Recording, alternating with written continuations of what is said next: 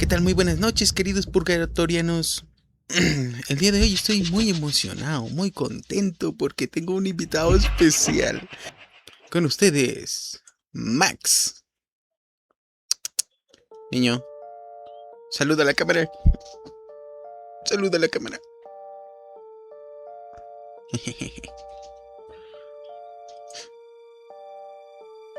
Estoy con el pequeño Max. Ay, qué bonito niño. Bueno, pues vamos a comenzar.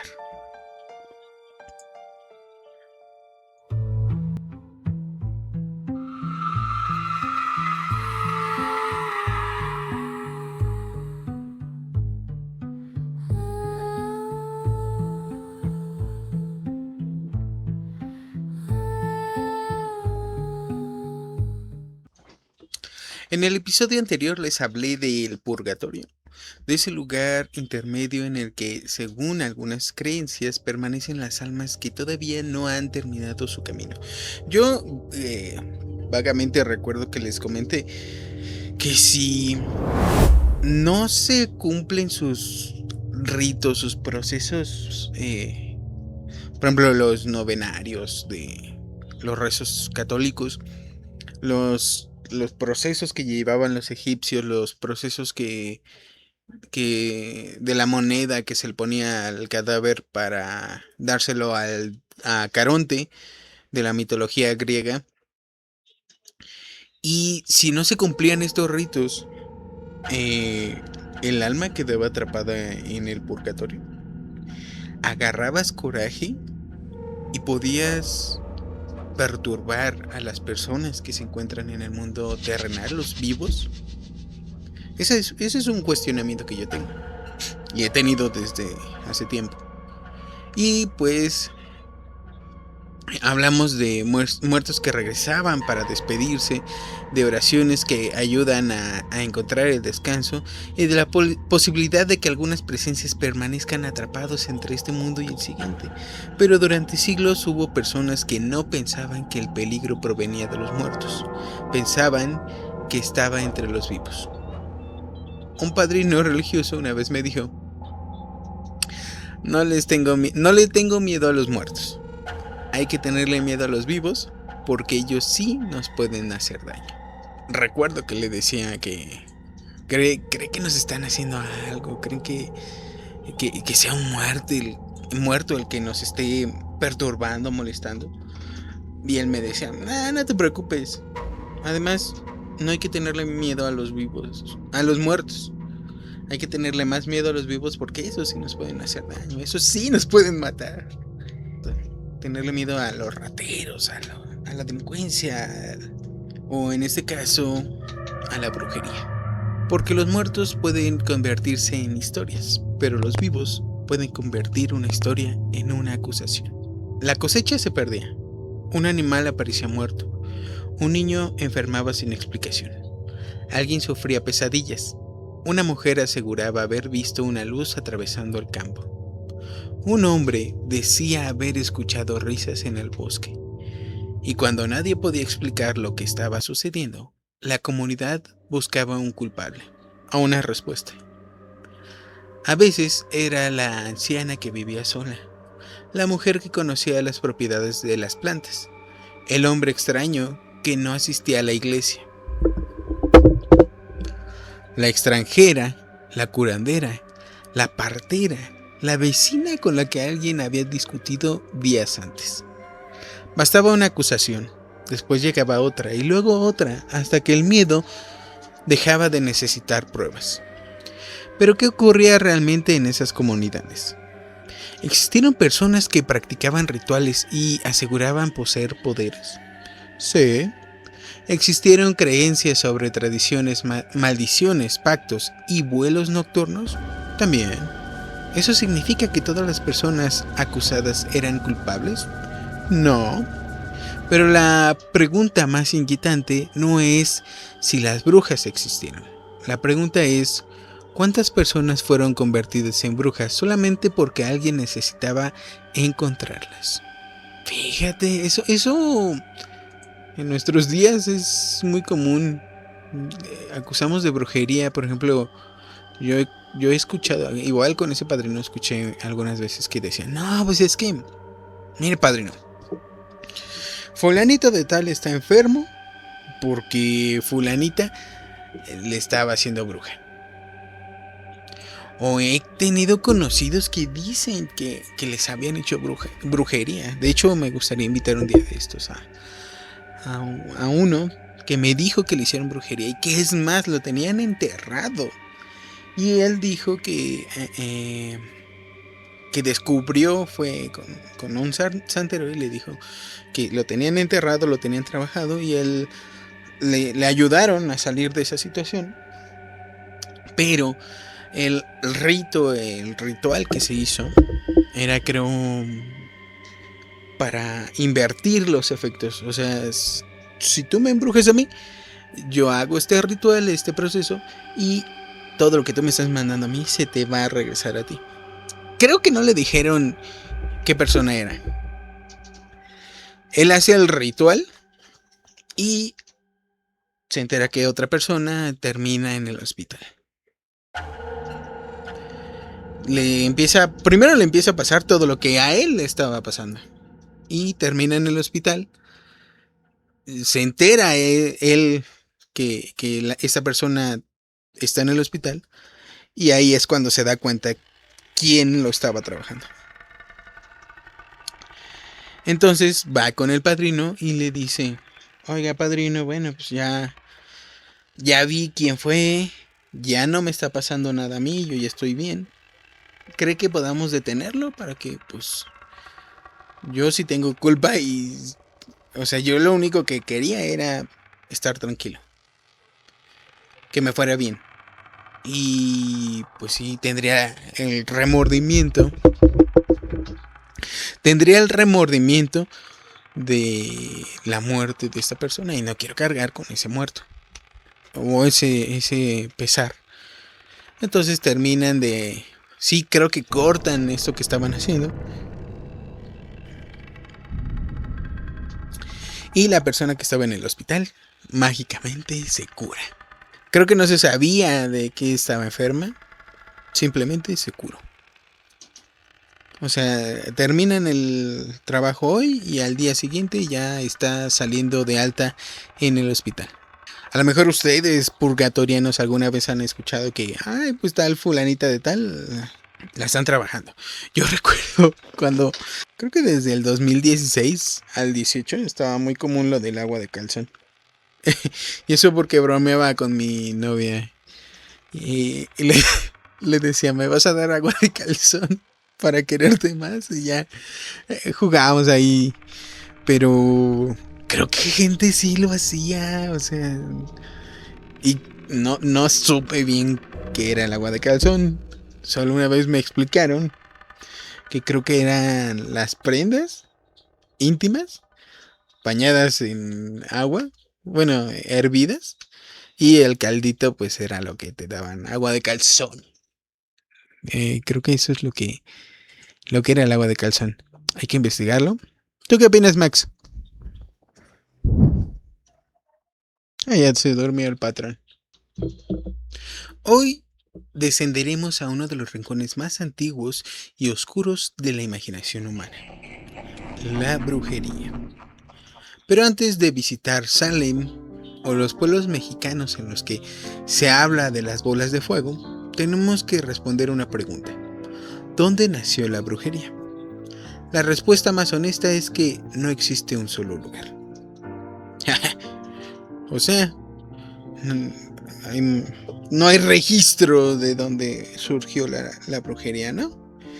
Yo creo que sí ha de haber, pero me dio miedo investigarlo porque hace tiempo yo estaba en redes sociales buscando, leyendo, aprendiendo de este mundo, ¿no? Espiritual.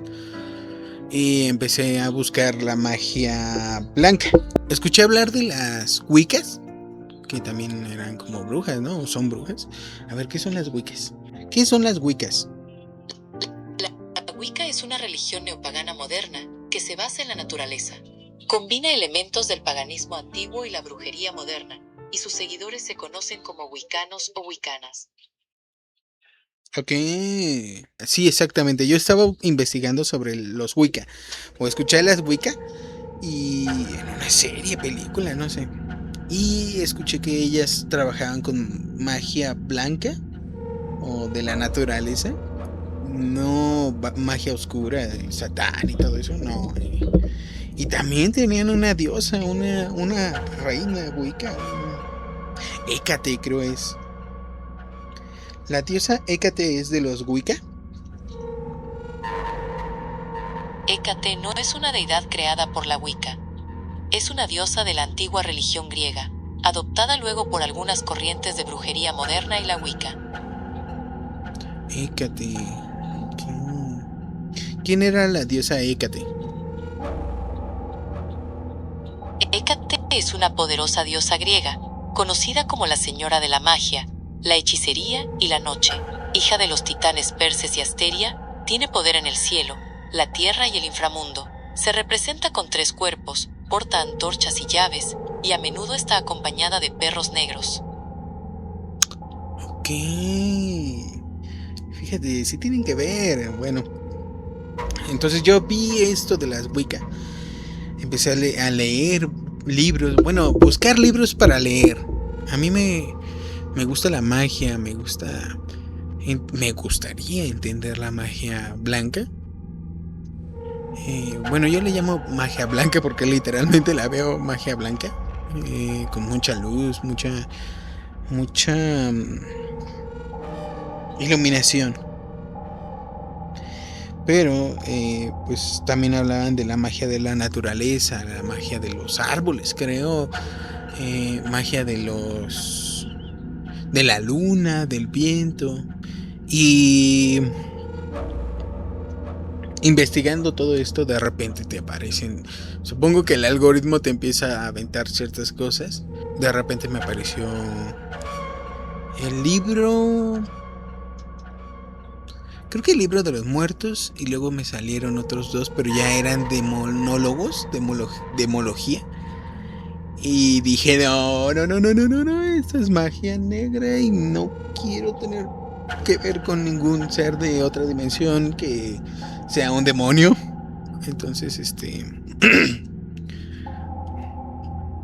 no busqué esos libros, no los abrí.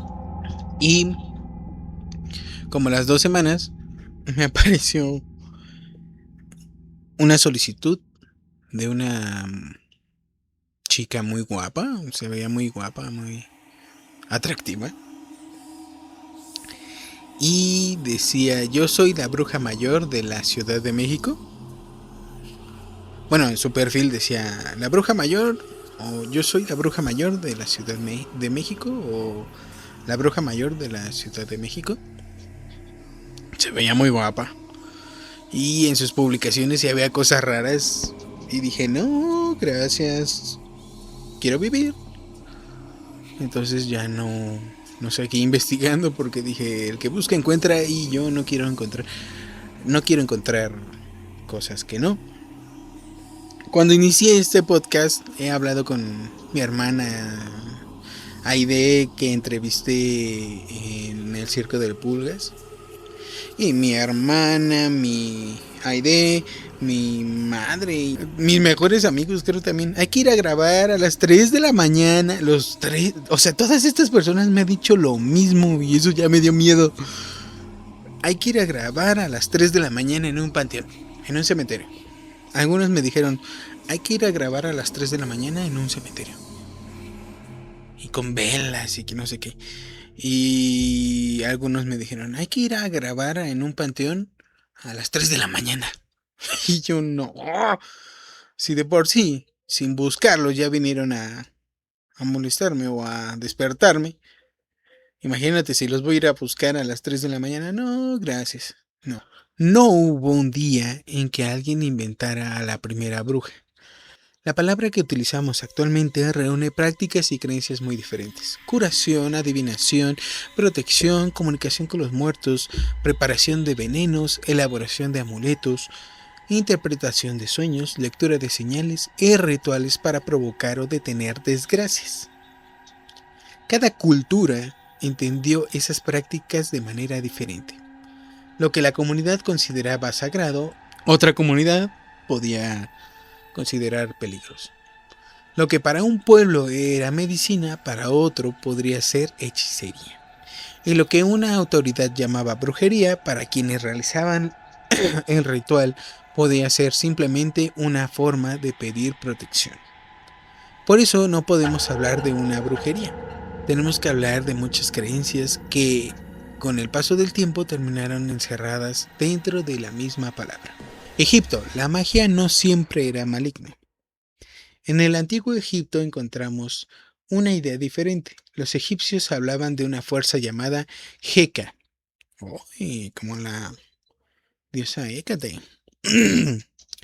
Heka no era exactamente la brujería que conocemos en las películas. Era una fuerza presente en el mundo relacionada con el poder de las palabras, los hombres, las imágenes y los rituales. La magia formaba parte de la vida cotidiana, la medicina, la protección y las prácticas funerarias. Existían amuletos para proteger a los vivos, objetos para acompañar a los muertos, palabras que debían pronunciarse correctamente, imágenes a los que atribuía la capacidad de intervenir en el mundo. En esta concepción, la magia no era automáticamente enemiga de la religión, podía formar parte de ella. Una persona podía utilizar un amuleto para protegerse de una enfermedad, facilitar un nacimiento, alejar a animales peligrosos o asegurar el bienestar de alguien después de la muerte. El poder podía... era parte del purgatorio, la brujería, sí. O sea, sí hay una conexión que les decía que las almas se quedaban aquí atrapadas. A lo mejor se transforman en esta magia. Bueno, pero eso es lo que creían los egipcios. El poder podía encontrarse en la forma del objeto, el material, el color, las inscripciones o las palabras pronunciadas durante el ritual. ¿Existían también rituales para causar daño? Sí, pero incluso entonces sería incorrecto imaginar a los egipcios utilizando exactamente nuestra figura moderna de la bruja. Para ellos, la frontera entre religión, medicina y magia no era igual a la nuestra. Y esto es importante porque muchas veces observamos a las culturas antiguas desde nuestras ideas actuales. Es lo que yo hago. Es lo que yo he estado haciendo en estos episodios. Tratar de transportar sus visiones a lo que hacemos el día de hoy. Encontramos un amuleto y decimos brujería. Encontramos una invocación y decimos hechizo. Encontramos una mujer relacionada con una divinidad y decimos bruja. Pero quizá estamos utilizando una palabra moderna para describir algo que aquellas personas entendían de una manera completamente diferente. Grecia, las moiras no eran brujas. Yo pensé que sí.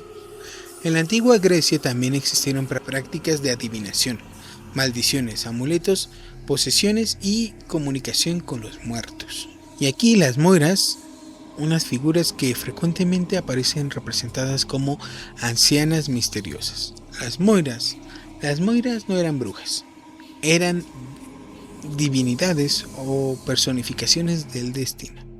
Eran tres. Cloto hilaba el hilo de la vida. La Quesis medía o asignaba la porción que correspondía a cada persona. Y Atropos cortaba el hilo cuando la vida llegaba a su final. Las moiras también aparecen en otra recomendación de la noche, The Sandman de Netflix, la serie.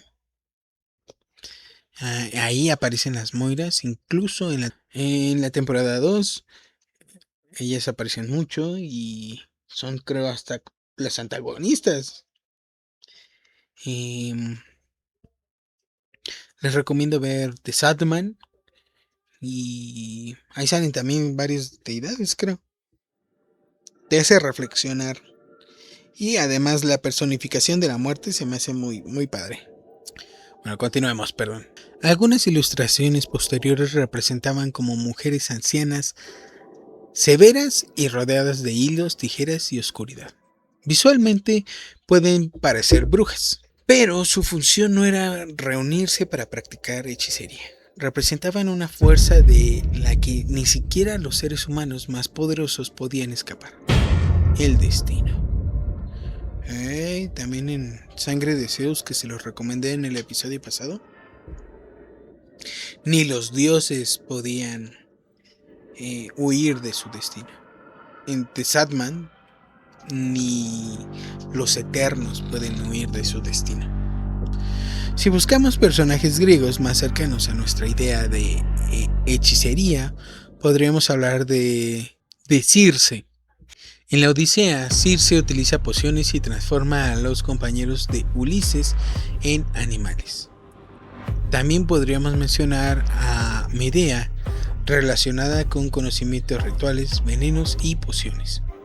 O a Hécate. ¡Ay, ahí está Hécate! Divinidad asociada posteriormente con la noche, las encrucijadas, los espíritus y la magia. Además, los griegos utilizaron tablillas de maldición. En ellas podía escribirse nombres y peticiones para inmovilizar, perjudicar o controlar a un enemigo, un rival amoroso o incluso a un contrincante en una competencia. Hacían trampa. Pero, nuevamente, no existía una sola categoría que reuniera todas estas prácticas. ¿Cómo Europa construyó a la bruja? La imagen clásica de la bruja no apareció de un día para otro. En Europa existían curanderas, adivinos, parteras, especialistas rituales y personas a quienes se les atribuía la capacidad de causar daño. También circulaban historias sobre mujeres que volaban durante la noche, espíritus familiares. Me estoy riendo porque quiero contarles en la sección de Confesiones de Purgatorio esto de las mujeres que volaban durante la noche. Espíritus familiares, transformaciones, reuniones secretas y circunstancias que atacaban a niños. Con el tiempo, algunas autoridades religiosas y civiles comenzaron a conectar estas creencias con una idea más peligrosa: el pacto con el demonio. ¿Quién diría que aquí empezaron a forjar al enemigo, ¿no? Para darle fuerza a la religión. El enemigo, el demonio. Y todo lo que no vaya con mi religión tiene que ver con el demonio. La persona acusada ya no era solamente alguien que se preparaba con remedio o lanzaba una maldición. Ahora podía ser presentada como integrante de una conspiración contra Dios y contra el orden de la sociedad. Según esta nueva imagen, las brujas se reunían en ceremonias secretas, renunciaban a su fe, mantenían relaciones con entidades demoníacas y recibían poderes para provocar enfermedades, tormentas o muerte. Diferentes creencias locales terminaron fusionándose dentro de una misma acusación. Y cuando el supuesto delito dejaba de ser un acto individual para convertirse en una conspiración demoníaca, cualquier persona podía conducir a muchas más. El martillo de brujas. En 1487 comenzó a circular una de las obras más famosas y dañinas de la historia de la persecución por brujería: el Malleus Maleficarum. En español se le conoce como el martillo de brujas, pero ayudó a ordenar y difundir una visión demonológica de la bruja, o sea, propaganda. Presentaba argumentos para reconocer, interrogar y juzgar a las personas acusadas. También reforzaba una visión profundamente misógina.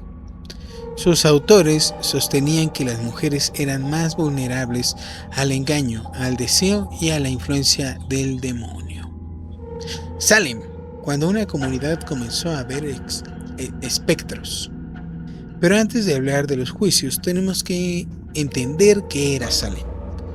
El asentamiento europeo original fue establecido en 1626, por un grupo encabezado por Roger Conant en un lugar conocido como Nikkeo, Con el tiempo, aquella población se convirtió en Salem Town, una comunidad portuaria y comercial.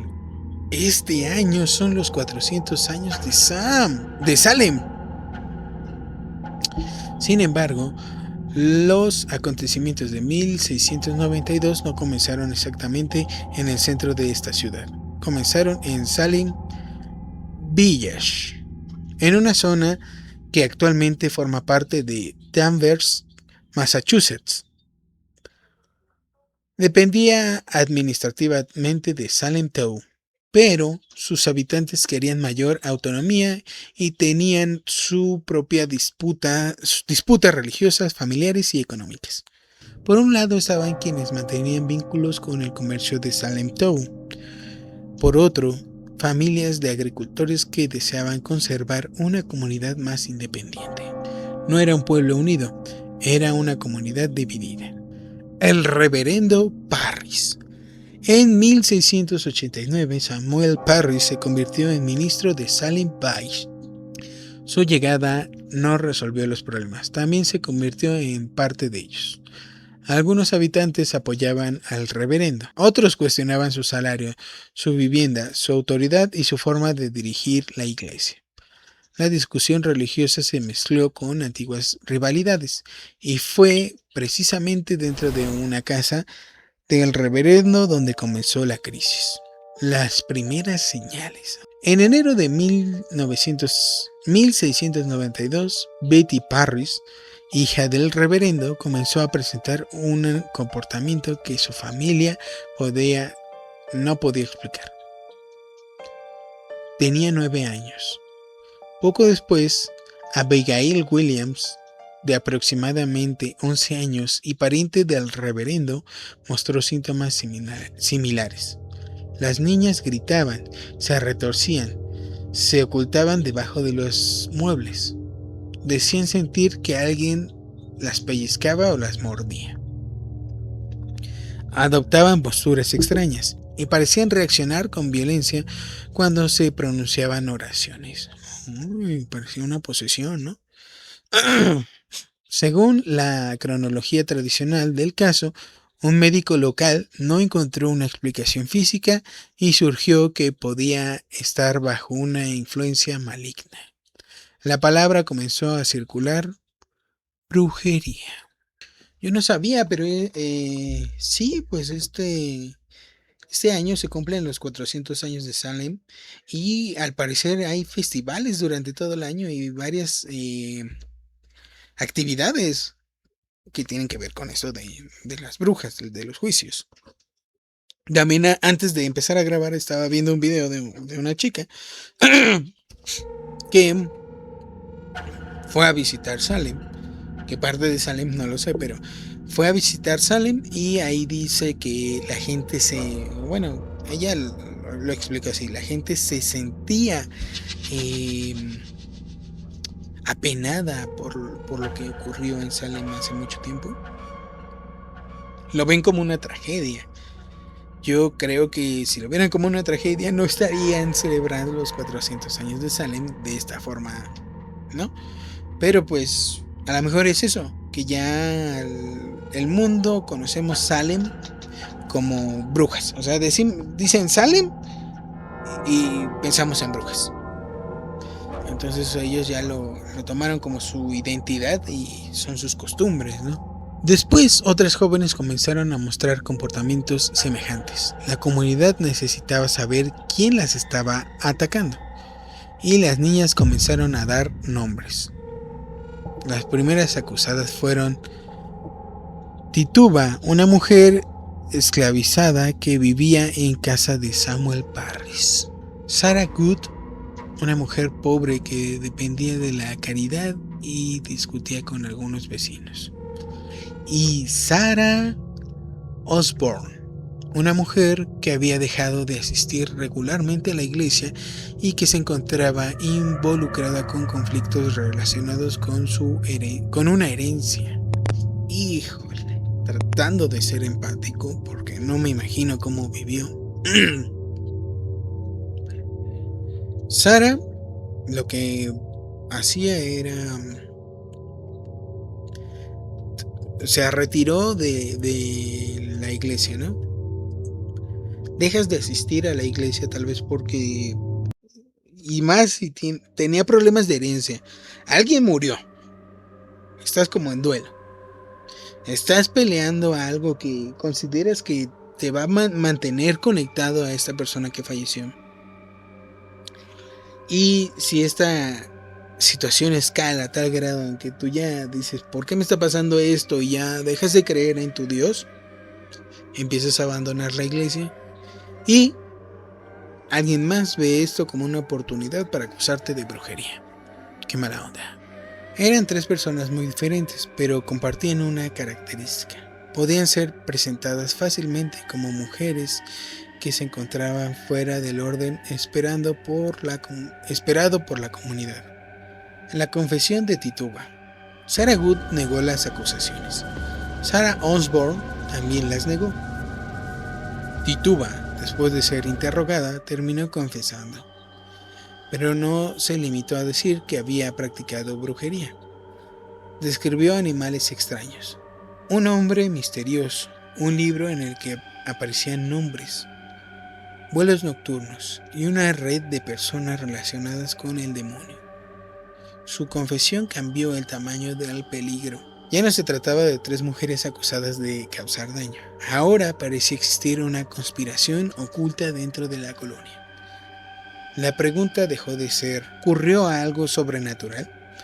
Y se convirtió en ¿cuántas brujas permanecen escondidas entre nosotros?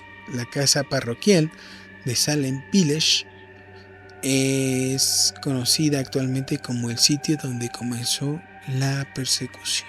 Otra recomendación de la noche, una película animada. Esta creo que es de stop motion y me gusta, es Paranorman.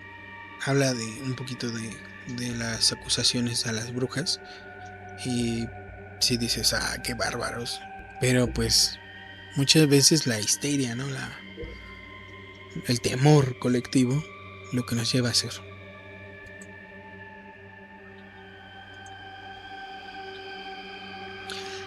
La evidencia espectral.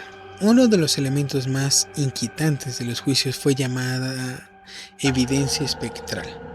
Una persona podía declarar que el espíritu o espectro de la acusada se le había aparecido durante un sueño o una visión para hacerle daño. Claro, o sea, yo tengo miedo, veo que ayer mataron a fulanita, tengo miedo de fulanita, veo que la mataron ayer y me da miedo que al rato en el purgatorio venga a atormentarme. Podía no existir una herida comprobable, podía no haber ningún testigo material. Pero si alguien aseguraba haber visto su espectro, el testimonio podía ser considerado por el tribunal. La lógica era aterradora. El demonio podía adoptar la apariencia de una persona, pero algunos jueces creían que no podía hacerlo sin el consentimiento de esa persona. Por otro lado, si tu imagen aparecía atacando a alguien, eso podía interpretarse como señal de que habías aceptado colaborar con el demonio. ¿Cómo podía defenderse a alguien de algo que supuestamente había hecho su espíritu? No podía demostrar dónde se encontraba su espectro. No podía presentar una cortada para un sueño. No podía impedir que una persona gritara al verla entrar en la sala. El juicio. Que, por cierto, hace 8 días fui a ver el 1, 2, 3 probando de El juicio de Franco Escamilla. Se lo recomiendo. Les dije que yo estaba en ese momento que se publicó el video. Yo estaba en ese show. Me la pasé muy bien. Bueno, el juicio. Anoche entró en mi habitación. Eso es imposible. Nunca salí de mi casa. No fue su cuerpo, fue su espíritu. ¿Está diciendo que su espectro la atacó? Sí, yo no hice nada. Está aquí. Su espíritu está sobre mí. Orden en la sala. ¿Cómo puedo defenderme de algo que solamente ella puede ver? Las acusaciones se extendieron fuera de Salem Village. Alcanzaron otras comunidades del condado de Essex. Más de 150 personas fueron arrestadas o encarceladas. 30 fueron declaradas culpables. 19 fueron ejecutadas en la horca. Giles Corey murió después de ser aplastado por piedras mientras intentaban obligarlo a responder formalmente ante un tribunal. Otras 5 personas murieron durante su encarcelamiento. Uno de los grandes mitos sobre Salem es que las personas acusadas fueron quemadas. No fue así. En los procesos de Salem, las ejecuciones se realizaron principalmente mediante la horca. La imagen de la hoguera pertenece a otras persecuciones europeas y terminó mezclándose con la historia de Salem en el cine, televisión y la cultura popular. ¿Por qué ocurrió? Con frecuencia se utiliza la expresión histeria colectiva, yo lo acabo de usar, para explicar todo lo sucedido. Pero Salem no tuvo una sola causa.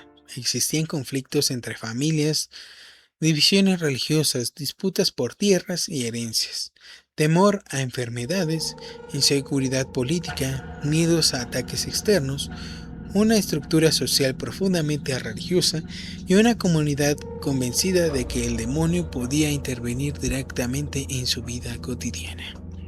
El final de los juicios. Con el paso de los meses, las acusaciones comenzaron a alcanzar a personas respetadas. Cada vez, ya que fueron contra los políticos, se acabaron los juicios. Che, gente. Cada vez resultaba más difícil creer que tantas personas formaban parte de una conspiración demoníaca. Ministros y autoridades comenzaron a cuestionar la evidencia espectral. Bueno, si el demonio podía adoptar la forma de una persona inocente, entonces una aparición no demostraba culpabilidad. En octubre de 1692, el gobernador William Phillips disolvió el tribunal especial que había realizado los procesos. Una nueva corte comenzó a trabajar en 1693 y dejó de administrar la evidencia espectral de la misma manera. La mayoría de las personas restantes fueron absueltas, liberadas o recibieron indultos. Pero para quienes ya habían sido ejecutados, era demasiado tarde. Salem, ahora entiendo por qué, un motivo de vergüenza, ¿no? Y no solo para Salem, sino como humanidad. Salem no se volvió famoso porque allí se demostrara la existencia de la brujería. Se volvió famoso porque mostró lo que puede suceder cuando el miedo, la religión, los conflictos personales y un sistema judicial sin pruebas suficientes comienzan a trabajar juntos. Yo no sabía, o sea, en mi ignorancia, ¿no? Pero si dicen Salem, o hablaban de Salem y brujas.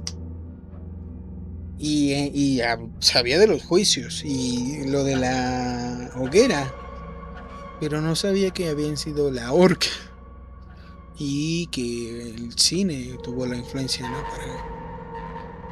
para juntar estas ideas. Bueno, pues qué mala onda por las personas que fallecieron en Salem. ¿Qué podías hacer? O sea, si tú eras poblador y están enjuiciando a alguien, ¿qué podías hacer? ¿Defenderlo? Al rato te acusaban de brujo o bruja. O a lo mejor la vida era tan aburrida entonces que... sí, vamos a matar a la bruja. Bueno. Continuemos. México, brujas, nahuales y luces en el cielo. Al hablar de brujería en México debemos hacerlo con cuidado. No podemos colocar todas las creencias indígenas dentro de la palabra bruja. Hacerlo significa repetir la mirada de los colonizadores, quienes interpretaron prácticas religiosas, medicinales y rituales desde sus propias ideas sobre el demonio, la idolatría y la superstición. Hace poco, ayer estuve hablando con 2 personas que fueron de viaje y me mostraron videos y fotos de una pirámide que no es muy reconocida, que está en Chiapas, creo. Está muy bonita la pirámide, pero me dice que entras a la pirámide y está muy fresca. Me dijeron que estaba muy bien ventilada y le dije, ok, esa gente era... le sabían a la arquitectura entonces, porque cómo construyeron, o sea, tú ves la foto y dices, wow, cómo construyeron esto. Y además, cómo pensaron en eso. Y algunos también hablaban del drenaje, ¿no? Entonces, ¿qué cabezas tuvieron para pensar en todo eso? En vez de estar pensando en mi vecino es un brujo, estar construyendo esas cosas tan increíbles. El nahual no es simplemente un hombre lobo mexicano. Uno de los conceptos más conocidos es el nahualismo. Sin embargo, el nahual no tiene una única definición. En diferentes pueblos mesoamericanos puede referirse a una relación entre una persona y una entidad animal. Vamos a continuar con nuestra sección Confesiones del Purgatorio. Los tres guajolotes. Esta historia me la contaron unas personas muy cercanas a mí. No sé si tengo la autorización para revelar quiénes son, así que mantendré sus identidades en anónimo mientras me confirman si participarán en el podcast. Y además, tristemente, cuando estaba escribiendo este episodio, me comuniqué con una de estas personas y le dije, oye, yo recuerdo que tu mamá nos contó esta historia. Y me dijo, no, no fue mi mamá, fue una de mis tías, pero pues lamentablemente ya falleció. Y dije, híjole, qué mala onda, porque ella me contó no una, sino 3 o 4 historias de paranormales. Entonces me hubiese gustado documentarla para ustedes. Pero pues, ¿qué les puedo decir? Una de las experiencias más cercanas que he conocido dentro de mi familia. Una noche viajaban en una camioneta por una carretera. El camino estaba oscuro. No conocían bien la zona y en algún punto comenzaron a perderse. También no recuerdo muy bien la historia, ¿no? Esto es algo de lo que yo recuerdo. Según seguían avanzando, el camino parecía continuar, pero no podían reconocer dónde se encontraban. Conforme avanzaban, algo comenzó a sentirse extraño, hasta que la persona que conducía frenó de repente. O sea, ya se sentía extraño el ambiente. Cuando bajaron o miraron por mayor atención, se dieron cuenta que estaban a punto de caer por un barranco. El camino que creían estar siguiendo no continuaba. Habían estado avanzando directamente al vacío. Sobre la camioneta se encontraba una rama de un árbol y posado sobre esa rama había 3 guajolotes negros. Cuando las personas levantaron la mirada, los animales comenzaron a emitir un sonido que ellos interpretaron como una risa. No como el sonido normal de un animal, como si se estuvieran burlando, como si supieran lo que acababa de ocurrir. Una de las personas comenzó a rezar, y después de la oración, los guajolotes desaparecieron. La familia logró encontrar nuevamente el camino y regresar con vida. Quienes vivieron aquella experiencia estaban convencidos de que no se trataba de animales comunes. Creyeron que eran brujas, que los habían confundido, que habían alterado su percepción del camino y que intentaron conducirlas hacia el barranco. No pueden demostrar qué ocurrió aquella noche. Pudo tratarse de curiosidad, desorientación, cansancio, animales acusados o una combinación de diferentes circunstancias. Pero la historia tiene ejemplos que aparecen en tradiciones documentadas en el centro de México.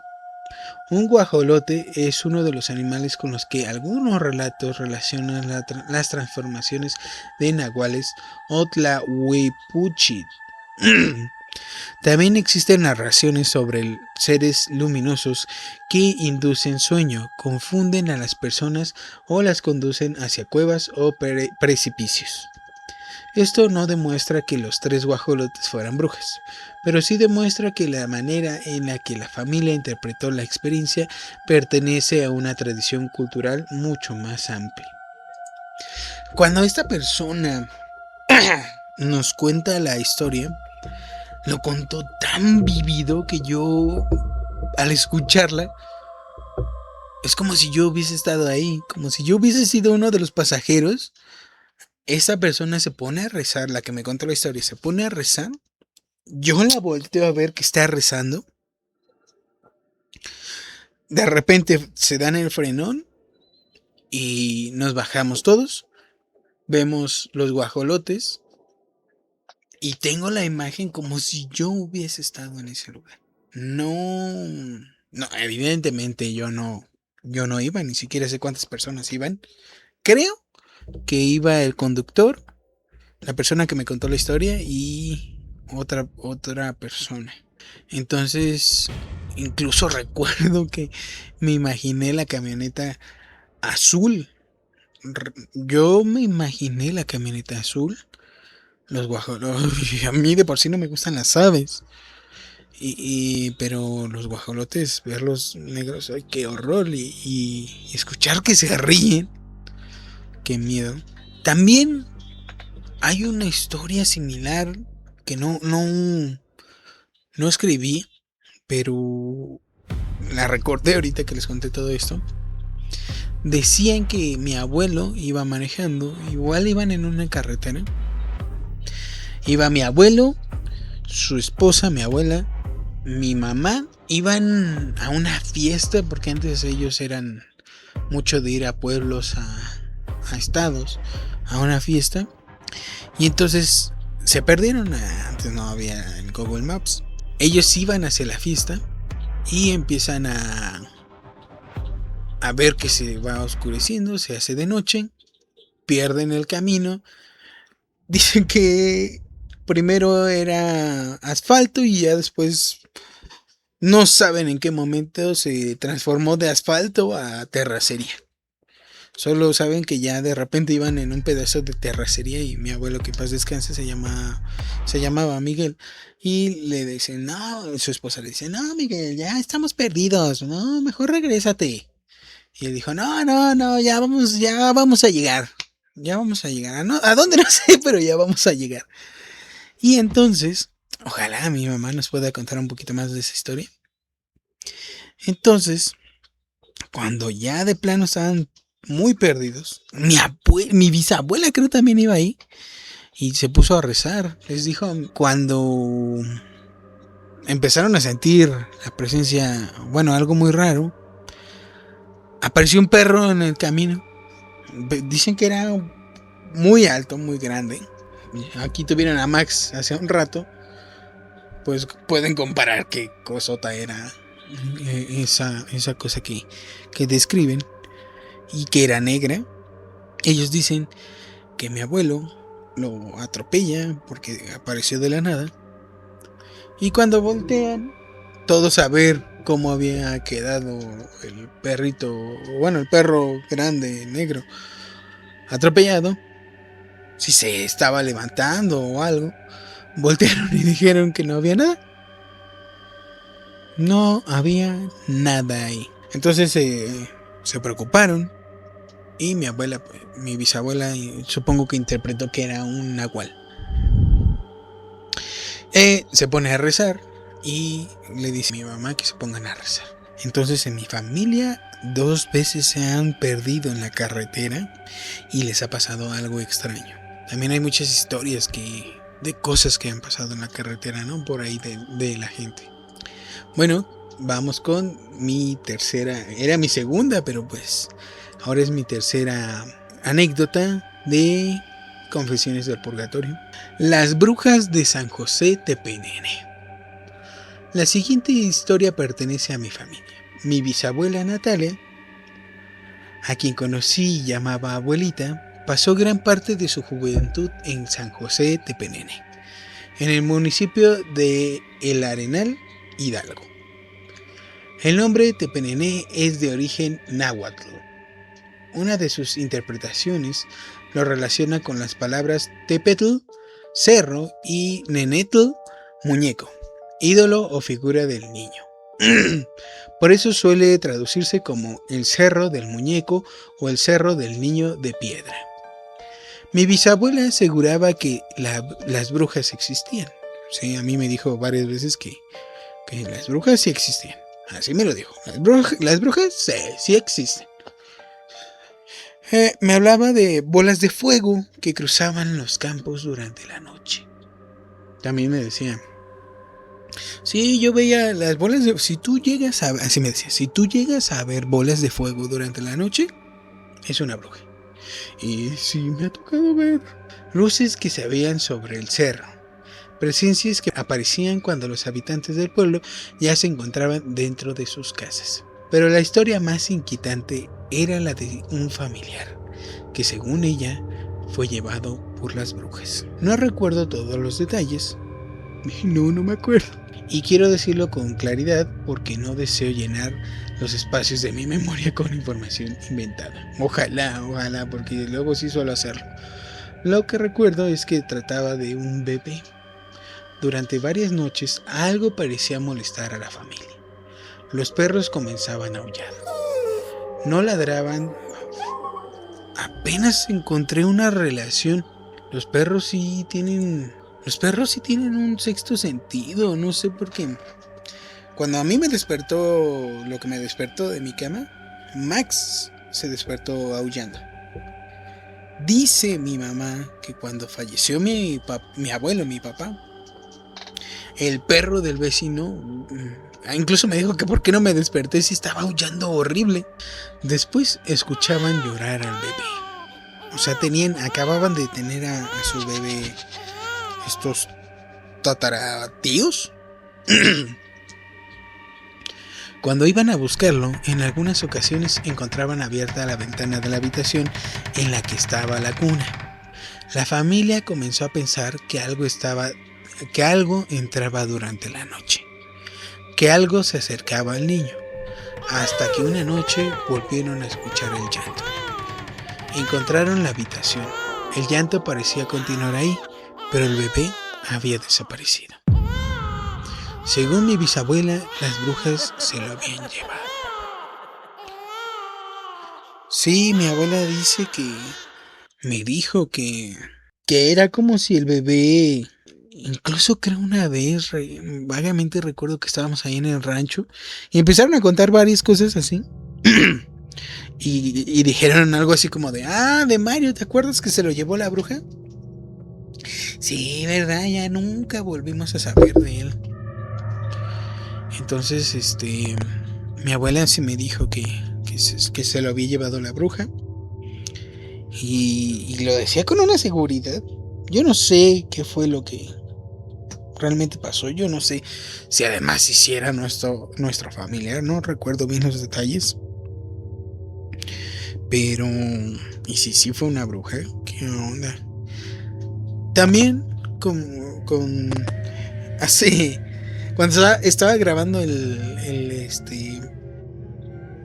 episodio pasado de Voces del Purgatorio, antes de grabar, mientras acomodaba el set, me puse a ver y escuchar de todo mucho un episodio en donde Jordi Rosado y Marta Higareda empiezan a hablar, y en este episodio hablan ellos de relatos de cosas paranormales. Incluso creo tienen unos invitados ahí. Y Marta comentó y leyó también una anécdota de una persona que su bebé igual lo molestaban, y que vieron a una mujer anciana con el bebé. Querían bautizar al bebé, Pero cuando fueron a la iglesia, queremos agendar un bautizo para este bebé, la persona encargada les dijo que no tenían fechas y que no tenían bautizos y que no sé qué tanto. Y al parecer, bueno, yo les estoy contando esto para que vayan a ver el episodio de Todo Mucho, ¿no? Y al parecer, la persona que les dijo que no había lugar o espacio era la misma persona que vieron cargando al bebé en la cuna, en el cuarto donde estaba el bebé. Entonces dices, ay, ¿qué tal si era la bruja? Y se me hace una coincidencia extraña que yo estaba escribiendo, ese día escribí este episodio y ese día vi ese episodio de Todo Mucho y dije, wow, ya tenía yo la intención de contar esto en el episodio. No sé qué ocurrió realmente, no sé si el niño se perdió, si fue víctima de algún delito, si la historia se transformó con el paso de las generaciones, o si existió alguna explicación que nunca llegó hasta mí. Lo que sí recuerdo es que mi bisabuela relacionaba al acontecimiento con el hecho de que el bebé no había sido bautizado. El bautismo como protección. En muchos relatos, el catolicismo popular, el bautismo no funciona solamente como un sacramento. También se convierte en una frontera simbólica. El niño bautizado ya pertenece formalmente a la comunidad cristiana. El niño que todavía no ha sido bautizado puede ser imaginado como alguien vulnerable, situado entre dos estados y expuesto a fuerzas que intentan reclamarlo. Las tijeras debajo de la cuna. Mi bisabuela, durante estos relatos que ella me dio, ella me dijo que si no habías bautizado a tu hijo, no por tiempos o cosas así, mientras no lo bautizaras, colocaras unas tijeras abiertas en forma de cruz debajo de su cuna, como protección para que no se lo fuera a llevar la bruja. No sé qué representación tenga o cuál es el conflicto de las brujas con las tijeras. Yo creo que sí se lo pregunté, pero creo que nunca me dio una explicación. Solo me dijo que esa era una forma de evitar que la bruja se lo llevara hasta que lo bautizaras. Y en el episodio que les dije de Todo Mucho, yo no recordaba, pero Marta dice que el bautizo es un exorcismo. Y sí, algo había leído y escuchado. Cuando nacemos del pecado. Entonces ya estamos pecando, ya somos pecadores. El bautismo es para limpiarte de esos pecados. Y dice Marta que ahí es un exorcismo, en donde te liberas de todas estas fuerzas malignas. Bueno, continuemos. Mi bisabuela decía que si un niño todavía no había sido bautizado, debían colocarse unas tijeras abiertas en forma de cruz debajo de la cuna. Cuando escuché esa historia, no sabía qué significaba, pero la creencia tiene paralelos documentados en diferentes comunidades. Las tijeras funcionan como objetos protector por dos razones posibles. La primera es su forma. Al abrirlas forman una cruz, o sea, la cruz de Jesús, ¿no? Dentro de una interpretación cristiana, la cruz rechaza a los seres considerados demoníacos. La segunda es el material. En distintas tradiciones populares, el hierro y otros metales se utilizan para alejar espíritus, seres nocturnos o entidades relacionadas con lo salvaje. Las tijeras reúnen ambos elementos, son de metal y pueden convertirse en una cruz. Investigaciones sobre el nahualismo registran el uso de las tijeras, cuchillos, rosarios, listones rojos y objetos metálicos como medios de protección. En el caso de las tijeras, se ha propuesto que su poder proviene tanto de la forma de la cruz como de la creencia de que estos seres temen al metal. Por eso mi bisabuela no estaba dando una recomendación aislada. Estaba transmitiendo un sistema de protección heredado. Una mezcla una mezcla de creencias indígenas, símbolos cristianos y tradición familiar. Los frailes. Yo quería que esta historia estuviera al principio. Cerca de esta región se encuentran unas formaciones rocosas conocidas como los frailes, el pueblo de mi abuelita. Aquí es importante hacer una corrección.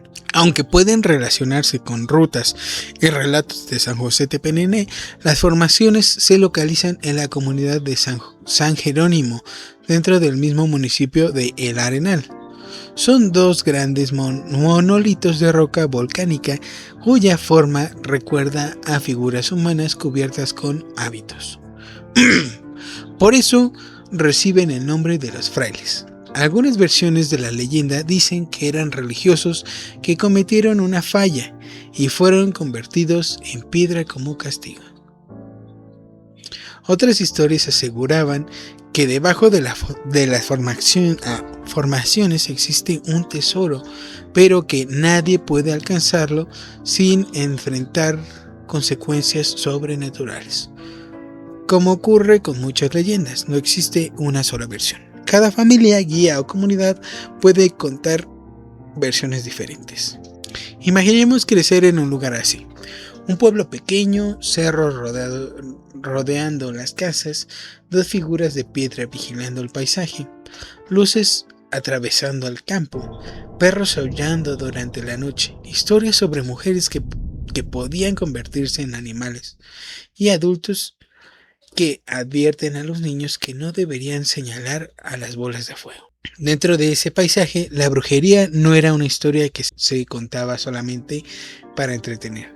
Era una experiencia del mundo. Y pues ese día que estaba escribiendo el episodio, la hija de... Bueno, mi abuela.